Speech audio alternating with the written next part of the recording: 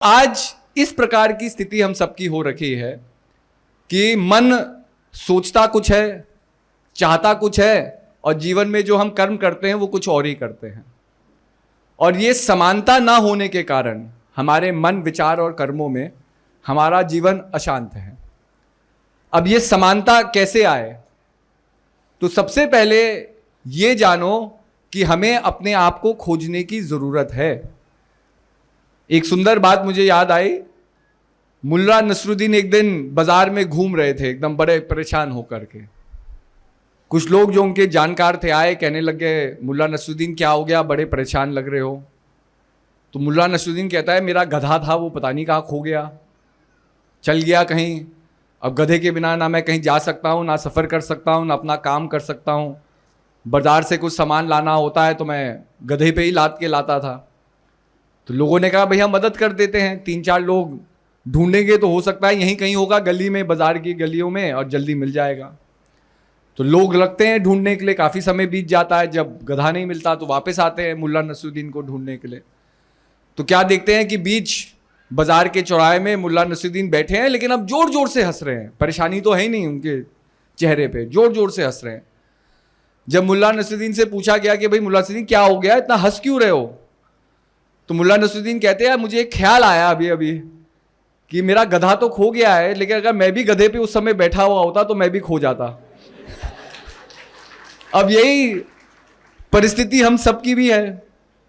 संसार में हमने जन्म लिया, संसार में हम कर्म भी कर रहे हैं, लेकिन अगर हम ये नहीं जानते इस जन्म के द्वारा हमें कहाँ जाना है, किस लिए हमारा आना हुआ है, तो हम भी मुल्ला नसरुद्दीन की तरह खोए हुए हैं।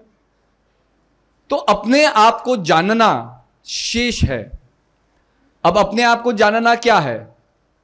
तो महान पुरुष कहते हैं कि आपके अंदर आपका एक वास्तविक स्वरूप छिपा हुआ है। एक स्वरूप जिससे हम अपने संसार का परिचय देते हैं वो स्वरूप नहीं, लेकिन जो हमारा वास्तविक स्वरूप है, जो हमारा पिवटल पॉइंट है। अब मैं ये कहूंगा कि भाई एक जीवित व्यक्ति में और मुर्दे व्यक्ति में क्या अंतर है? शरीर का तो अंतर नहीं हो सकता, शरीर तो दोनों के पास है, आंखें भी दोनों के पास है, कान भी दोनों के पास है। आप जरूर ये कह सकते हो कि भाई जिंदा व्यक्ति अपने हाथ, पैर, कान वान का उपयोग कर सकता है, मरा हुआ व्यक्ति नहीं कर सकता, ये अंतर है। लेकिन मरा हुआ व्यक्ति क्यों नहीं कर पा रहा है? तो आप फर्दर उसे एनालाइज करोगे तो आप कहोगे क्योंकि मरे हुए व्यक्ति के अंदर सांस नहीं है। अगर सांस होती, वो जीवित होता, कॉन्शियस होता, उसके अंदर चेतना होती, और चेतना के प्रभाव से, चेतना की शक्ति से शरीर के अंदर जीवित होने की एक ताकत है। अब ये श्वास क्या है, इसको समझना बहुत जरूरी है। ये श्वास वो बिंदु है जिसके ऊपर हमारा सर्वस्व टिका हुआ है, लेकिन हम इसके महत्व को नहीं समझते। क्यों नहीं समझते? आप बंबई में जाइए तो बंबई में बहुत बड़ी बड़ी आर्ट गैलरीज है, जहां बड़े बड़े पेंटरों ने अपनी पेंटिंग रखी है। आप एम.एफ. हुसैन साहब की पेंटिंग देखेंगे तो कोई भी पेंटिंग 3, 4, 5 करोड़ रुपए के कम से कम होगी पेंटिंग। अब मैं ये कहूं कि भाई वो 4 करोड़ पेंटिंग बनाने के लिए किस चीज का होना जरूरी है, किस चीज का होना जरूरी है? तो आप कहेंगे जी एम.एफ. हुसैन साहब का तो सबसे पहले होना जरूरी है, उन्होंने तो पेंटिंग बनाई है। कोई कहेगा कि जी ठीक है, पेंटर का होना जरूरी है, लेकिन हर एक पेंटर तो एम.एफ. हुसैन नहीं हो सकता ना। तो पेंटर के अंदर कला भी होनी चाहिए, और पेंटर के अंदर कला है लेकिन उसके पास साधन नहीं है पेंटिंग करने का, तभी भी पेंटिंग नहीं बन सकती। तो अलग अलग सोच विचार के अलग अलग तर्क निकल रहे हैं कि भाई वो पेंटिंग, वो बहुमूल्य पेंटिंग होने के लिए पेंटर का होना जरूरी हो सकता है, कला का होना जरूरी हो सकता है, और माध्यम का मतलब रंग का और ब्रश का होना जरूरी हो सकता है। लेकिन अगर मैं आपका ध्यान एक और चीज की तरफ आकर्षित करूं कि आपके पास पेंटर भी है, उसके पास कला भी है, उसके पास माध्यम भी है, आपने रंग भी दे दिए, ब्रश भी दे दिया, लेकिन उसे कोरा कागज, एक कोरा कैनवस नहीं दिया, तो पेंटिंग तो बन ही नहीं सकती। तो पेंटर के बावजूद, कला के बावजूद, माध्यम के बावजूद, जो सबसे महत्वपूर्ण चीज है कि वो कला का प्रदर्शन कहां होगा, वो कोरे कागज। अब मैं कहूं ये कोरा कागज 4 करोड़ रुपए का है, तो कोई भी व्यक्ति मेरी इस बात को मानेगा? नहीं मानेगा। हम उसे नजरअंदाज कर देते हैं। जो सबसे महत्वपूर्ण चीज है, सबसे साधारण नजर आ रही है, और क्योंकि वो सबसे साधारण नजर आ रही है, we take it for granted, तो हम उसे नजरअंदाज कर सकते हैं। ऐसे ही हमारा जीवन भी एक पेंटिंग के समान है। हम भी अपने सोच से रचनाएं कर रहे हैं। हम अच्छे सोच रखते हैं तो अच्छी रचनाएं होती है, किसी से मिलते हैं मुस्कुराते हैं। अगर बुरी सोच रखते हैं, करवाहट मन के अंदर रखते हैं, तो ऐसी ही हम एक बुरी रचना करते हैं। किसी से मिलेंगे, झगड़ेंगे, किसी से दो बातें कहेंगे तो कुछ गलत बात कह के चले जाएंगे। तो अगर हम देखें जीवन में, तो हम भी एक रचना कर रहे हैं, पर हम रचना किस चीज की कर रहे हैं? अगर हम अपने आधार को नहीं जानते तो ये मन संसार में भटका हुआ है, संसार के प्रभावों में भटका हुआ है, और संसार के प्रभावों में भटका हुआ है तो ये संसार का ही चिंतन करेगा, अर्थात संसार के बंधन का चिंतन करेगा। और अगर इस मन को हमने हटा करके अपनी श्वासों में लगा दिया, जो हमारा ध्येय है, तब क्या होता है? तब ध्यान होता है, लगाने वाला ध्याता, और तब जाकर के एक नई दुनिया हमारे अंदर प्रकट होती है, जिसको हम आध्यात्मिक जगत कहते हैं। ये जगत हमसे परे नहीं है। देखिए, एक समय प्राचीन भारत में अलग अलग फिलॉसफीज थी, अलग अलग फिलॉसफीज थी। तो एक फिलॉसफीज थी द्वैत की, कि लोग ये मानते थे कि जो जिसने इस संसार को बनाया है और जो आप है, वो कभी एक नहीं हो सकते। किसी वजह से प्रभु ने हमें संसार में भेजा है, हम अपने से अलग कर दिया है, इसलिए द्वैत है। इसलिए वो कहते थे परमात्मा परमात्मा है और हम क्या है? जीवात्मा। हम में भेद कर दिया। तो बहुत सी जो प्राचीन हमारी भारत की जो फिलॉसफीज है, वो द्वैत फिलॉसफी के फाउंडेशन पे लिखी गई। आप कर्म करोगे, आप तपस्या करोगे तब भगवान मिलेंगे, आप साधना करोगे तब भगवान मिलेंगे। कितने लोग तो संप्रदाय ये कहते हैं कि आप योग्य नहीं है भगवान से मिलने के लिए, आप हमारी सेवा करो और हम आपको भवसागर से पार ले जाएंगे। लोग ऐसा भी कहते हैं। तो कहने का अभिप्राय यही है कि अलग अलग ये सोच थी, लेकिन सब मानती थी कि जो हमें बनाने वाला और हम है वो अलग अलग है, उसमें कोई नजदीकियां नहीं है, कोई करीबियां नहीं है। लेकिन आदि गुरु शंकराचार्य जी ने जन्म लिया और धीरे धीरे वो सारे वेद उपनिषद पुराणों में कंठस्थ हुए, और धीरे धीरे जब उन्होंने प्रचार करना शुरू किया, चलना शुरू किया, तो आदि गुरु शंकराचार्य जी के जीवन में उनकी एक परीक्षा होती है। जो वर्णन आता है कि वो शमशान घाट से गुजर रहे थे और एक शमशान का रखवाला जो शिव थे एक्चुअली में, अपना रूप बदल करके आते हैं, और क्योंकि वो सही चेतना को आदि गुरु शंकराचार्य में जागृत करना चाहते थे, तो उन्होंने उनसे प्रश्न करना शुरू किया। और ऐसे कठोर कठोर प्रश्न आदि गुरु शंकराचार्य जी से पूछे, जिन्होंने एक नई फिलॉसफी का जो नींव थी आदि गुरु शंकराचार्य जी के चेतना में रखी। उन्होंने ये कहा कि भाई, अगर आप कहते हैं कि भगवान सर्वव्यापक है, तो आप बताइए जो कुत्ता मेरे साथ खड़ा है, क्या इसमें भगवान है कि नहीं?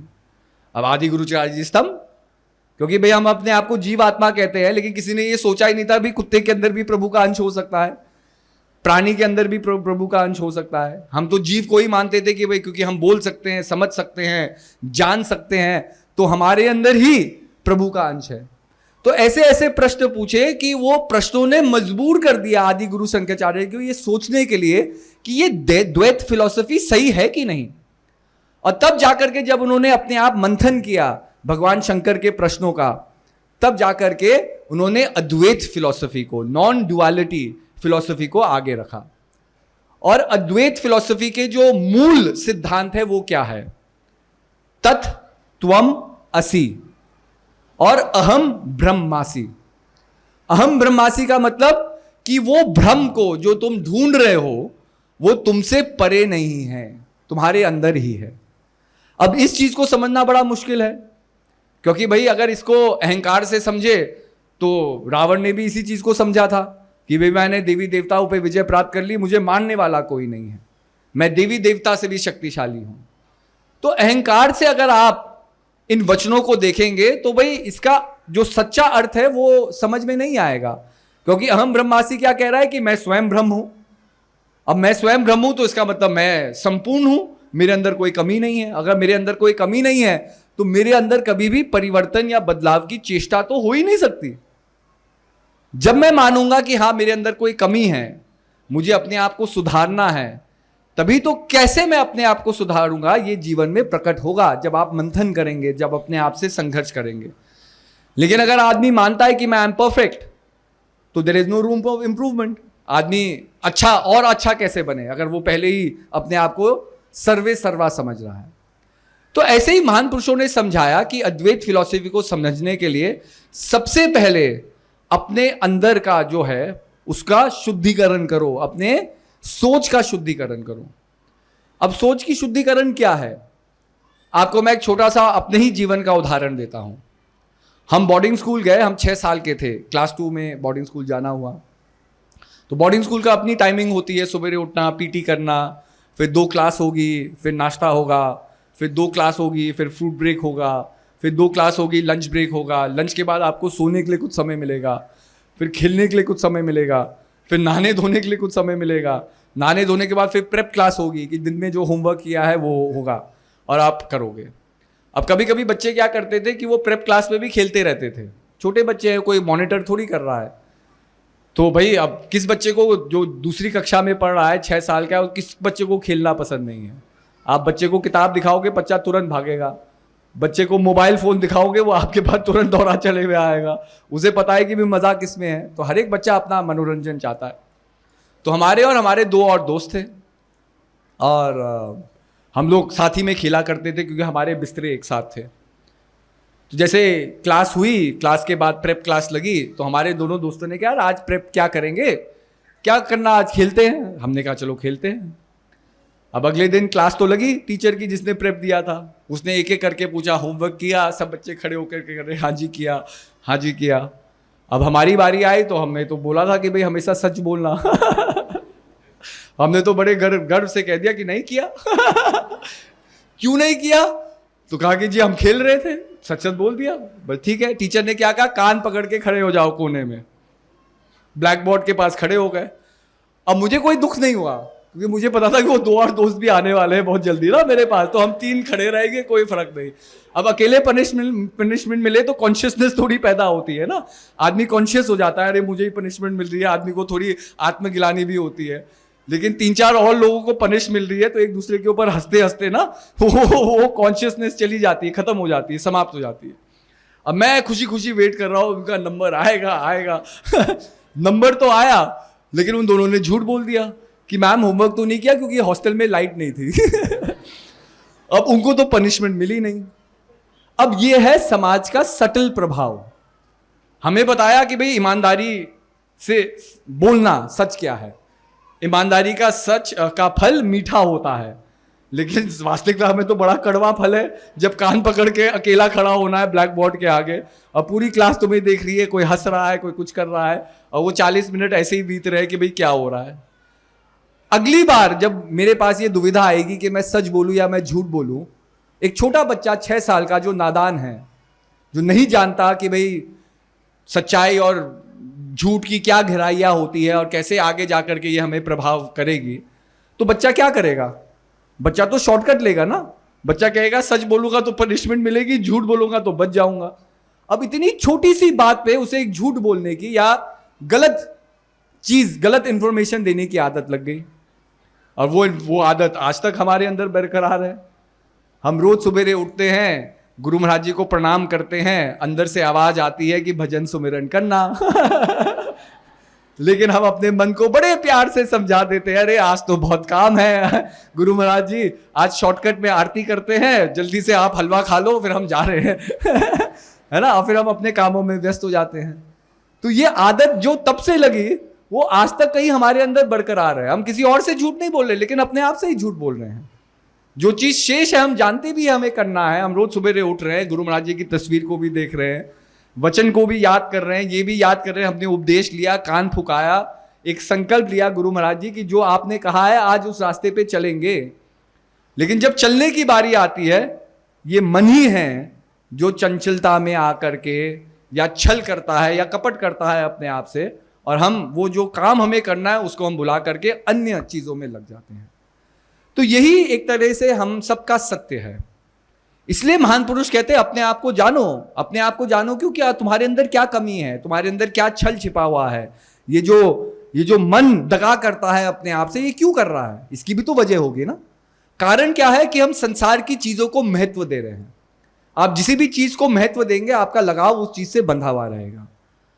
पहले मोबाइल फोन नहीं होते थे तो जीवन कितना सुगम था, सरल था। आज अगर मोबाइल फोन आपसे ले लिया जाए तो आप सोचेंगे मेरा जीवन नष्ट हो गया, मतलब बर्बाद हो गया, मेरा जीवन का कोई औचित्य ही नहीं है।